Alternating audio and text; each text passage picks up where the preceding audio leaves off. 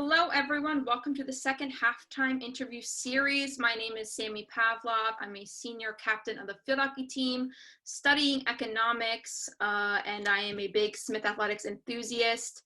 I hope you all enjoyed the first half of the NEWMAC quarterfinal game between Emerson and Smith. I know it's an exciting game. I am here today with Professor of Chemistry and Chair of Smith's Chem Department, Kate Queeney. Hello. Hey, how you doing? It is so, and we haven't had the chance to meet in person, but it's so nice that we get these chance to talk. And I have seen you, around campus and at the games. So it is so nice of you to join us. How are you doing? I'm good. How are you doing? Good. You must be a Zoom expert, as am I. And Right. I'd like to ask you, what is your, how did you end up at Smith, and what is your connection to Smith athletics? Great. Yeah. So I ended up at Smith. So I came to Smith in 2000. It was my first real job. And, I decided I really wanted to teach at a liberal arts college, an undergraduate college, and Smith had a job opening the year I needed a job. I came to campus. It was the first interview I did. Wow. And I loved it. Yeah. And so here I am almost about 20 years later, actually. Yeah. Congratulations. Yeah, thanks. I think it's going to take. I think so. Did you want to attend a historically women's college, or did that just happen? Can you speak more on that? Yeah, that's a great question. So, I really was focused on the idea of teaching at a liberal arts college. And I knew obviously Smith was a women's college. I'd been here actually as a student athlete myself. I remember coming to Smith to compete at Smith's indoor track, which is one of the nicer indoor track facilities in New England. So I knew it was a women's college, and it just, hadn't really been on my radar. So I really came here because it was just the best liberal arts college job. And I really liked the colleagues here and the students. I met students when I interviewed. But I have to say, since, as soon as I took the job and came here, really as soon as I interviewed, I realized, oh, this is a special opportunity, particularly as a scientist, I think, which is, chemistry is still a field where women are underrepresented. Sure. And so coming to a historically women's college is just an opportunity that's really, unusual and wonderful in that way. That is, yeah, I am not a STEM person, but I have never been in a lab. It was one of the things, one of my roommates, she is all into lab. I wanted to see it before I left school, but I guess I'll have to come back and check it out. Yes. I guess I wanted to ask you, before we get into the details of what your work is, what is your connection to Smith basketball? Oh, yeah. So I have been the faculty liaison, or one of the faculty liaisons to basketball for, I can't even remember how many years now. And it started because I had two basketball players in one of my Chem 111 classes who were just really, they were like, you should come to a game. And so I, went to a game, and I have to confess, I also, I've never played basketball. I really didn't like basketball before this. I sort of grew up in football country. I was kind of like, oh, I like football, and I like, I was a runner, so I like endurance sports, not really interested in basketball. But going and watching my students, it was great. And they had a really exciting year that year. And yeah, and then ever since then, I just, I was going to games, and at some point Coach Hersey was like, well, since you come to the games, maybe you should be a faculty liaison as well. So that's my connection. Okay, so two questions. Has the game of basketball grown on you at all? Has it gotten more fun to watch? Are you into it now? Yeah, oh, absolutely. I wouldn't say I am a scholar of the game, so I definitely have learned a lot more about it. I'm getting to the point where I don't always need to, I used to have to always look at both benches. Like anytime a foul was called, I had no idea what it was. So I would have to look at both benches to be like, is the Smith bench cheering? Because that means the foul got called their way. So now 50% of the time, I would say I understand what the foul call is. But yeah, no, I love the game. I have actually, my son plays basketball. He's 14, and when he was younger, particularly, he used to come to a lot of the games with me. He now comes when he can, when he's not playing, and he's much more he understands a lot more about the game than I do. But I love it. It's fun. It's exciting. It's not that long. It's indoors, which in New England, you understand this, as you are a fall sport athlete, so that's helpful. But outdoor sports in New England can be a little rough on players and spectators. Oh, it's cold. Yes. Yeah, and are there any current players in your classes these days? So this semester, no. I only have one class this semester, and there are no basketball players, and although many student athletes. But first semester, I had actually two of the first years, Ali Yamada and Morgan Morrison were both in my Chem 111 class. And Yes. great students. What's it like having Yes. athletes in your class? How are they as students? Oh yeah, it's funny because yeah, I mean, and you know this, like being an athlete, I think one thing athletes are really good at, student athletes, is time management. So, you know, they're organized, they're there, they're in class, really, really good at that. And it's at Smith, I think the only way, if I know a student's an athlete because like I know what sport they play or I learn about it or know them, or if they like are obviously wearing like you know, field hockey gear in class, then I know And that. athletes we're always in our sweats, always repping the gear. In your sweats. Although you are, but you know, Smith is a pretty casual college in many ways. So like a lot of students are in sweats. I So would say that. I would say it is casual. You know, the yes. brochures don't really show it for Smith or the website, but on the whole, it's pretty casual. Yeah, so I think so. It's really, you can't tell, you know, I think there's some schools where people say, oh, you can tell who the athletes are because whatever, they sit in the back and don't, you know, it's not like that, right? You know, this athletes are really good students, just like all Smith students. So yeah, it's just the gear, you know. Yes, everyone eats in my class. I had an 8 a.m. class also first semester. So like everybody was eating. So that didn't, you know, set anyone apart either. Everyone was eating breakfast. Maybe athletes have a healthier breakfast. I'm not sure, but I don't know about that, but they definitely do not skip breakfast, especially no. this season. We're always carving up. Yes, Um, and and Kate, you've talked about being a student athlete yourself, and you ran at Williams, correct? right. And can you talk about that? And also, like, does that help shape the way you teach your classes now, or did it help your career path at all? What Yeah, impact did that's running have on that's a great question. So first of all, it's important to say, like I always say, I really put the student in student athlete. So you? I love to hear it. was, you know, I ran, I was more of a track runner, but I certainly ran cross country as well. And I loved it. It was really important to me. I was very mediocre at it. And it was huge. It's huge, important, you know, my friendships, it's a huge part of my college experience.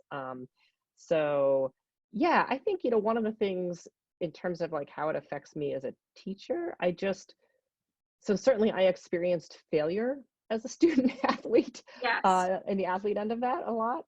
And I think that, you know, I think everybody experiences failure or challenges in different aspects of their life. And I think that makes us all sympathetic as teachers. So when we're teaching, like, I mean, it's not like, believe me, I also had my moments of failure in chemistry, but certainly when I'm teaching something now, I'm pretty confident about the material I'm teaching. So it helps me, you know, empathize with students to have the experience of like really not being good at things and not having them go the way I want. Um, Yeah. and I think that's a big part of being a college student, whether it's sports or classes or social stuff or other co-curricular stuff, you know, like a job you want, you don't get, you know, things don't go your way. And I think that it's good to have like really deep experiences with that. Um, yeah.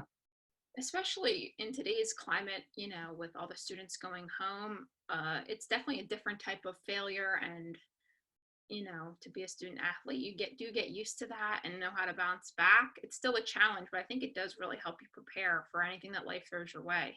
I would Yeah, say. it's also, it's a mix of things you can control and things you can't control, Yep. and both things are hard. Right? Things you that, I mean, there were things I could control that I sort of screwed up as an athlete, and that's unfortunate, but you learn from it and grow. And then there are things that you can't control, and you also have to deal with that. Plus, there's like a lot of great stuff too. I don't want to make it, you know, uh, sound like it's not, but I think that yeah, it was a huge, you know, despite being a very mediocre athlete, it was a huge part of my college experience and formative. I love to hear that. And I guess talking about after Williams, when you went to go get your PhD, can you speak more on that and specifically what were some challenges you had to face, if any?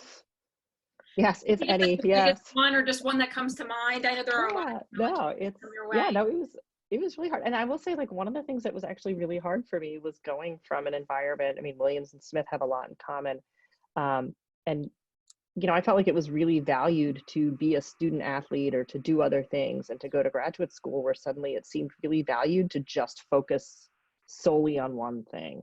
And that was that was hard for me. Like that was a challenge to realize like, oh, here everybody just thinks you should spend 80 hours a week in the lab and not have outside interests. And to say everyone thinks that, that's not true, but it certainly felt like that. So that was a challenge. And just also, feeling in some, I mean, I was well prepared academically, but not in all ways. And so I think that, taking a class and realizing like, oh, everybody else knows like math that I didn't even know existed. Like I thought I took all the math I should take. And like now there's this thing that they're saying that I understand the words, but don't really understand what that is.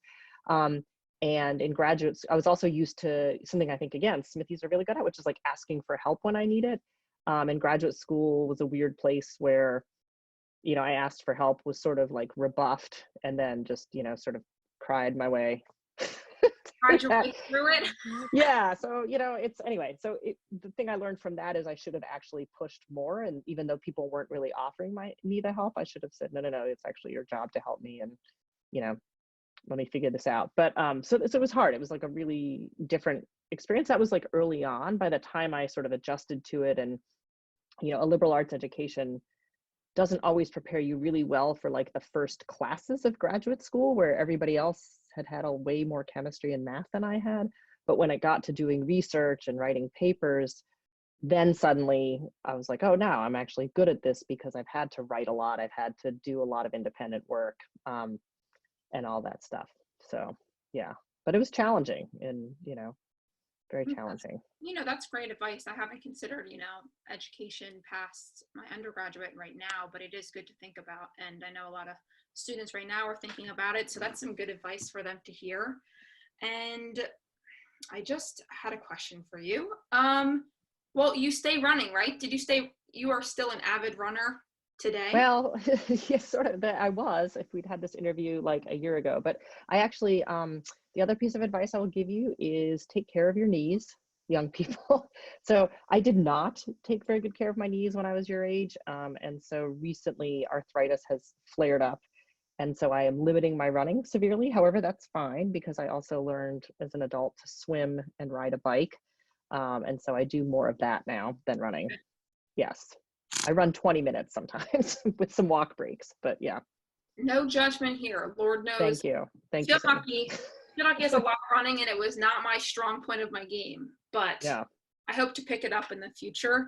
And I guess, to close this out, what is the silver lining of this pandemic? What can we have to look forward to besides all these great games we're going to be watching every week? What's the silver lining for you as a professor? Oh, yeah. Well, I mean, I think a few things. And again, first of all, I want to there are silver linings. I don't want to trivialize what people are going through, because I think that it is, whether it's losing a season, I particularly feel for student athletes who are seniors losing their senior season, or for, and for students who are just really struggling or who have family members who are sick, all that kind of stuff. I think though, as a professor, to me, the silver lining is just, I feel oddly a lot closer to my students now than for going through this with them, even though I'm now only seeing them on Zoom. I feel like all of us as professors, I think, are developing empathy, because I think this is forcing us to really think about something we should really always think about, which is what are our students dealing with? And sure, our job is to teach them things and then evaluate how well they've learned those things. But we can also have a lot of empathy about what are different students bringing to that process that makes it hard for them. And I think we're all being forced to confront that because so many people have so much going on right now. So yeah, so I think that's one thing that I think will be an absolute silver lining. The other thing, Sammy, too, is I think that sometimes people question, why should, having an education at Smith where it's close and residential and all that, that's an expensive thing to do. It's a hard thing to do. Is it really worth it? It's so obvious to me how worth it is. I think that our classes, to the extent they're going okay now, it's because we had all that time to get to know each other in person. So for me, a silver lining is it just also really emphasizes the importance of the Smith community, for our well-being, but also for our learning, which is, sort of the core thing that we do. No, you are so right. And I have felt that love from my professors as well. And that is about all the time we have. Thank you, Professor Queenie, for speaking with us and being Smith Basketball's academic liaison and just making time in your day. And I hope everyone enjoys the second half of the NUMAC quarterfinal game between Emerson and Yep. basketball. These games will be every Friday night. Tune in next week. It's going to be Smith Soccer versus Mount Holyoke. Thank you again, Kate, for joining us. My name is Sammy Pavlov, and I hope you all enjoy the rest of the game.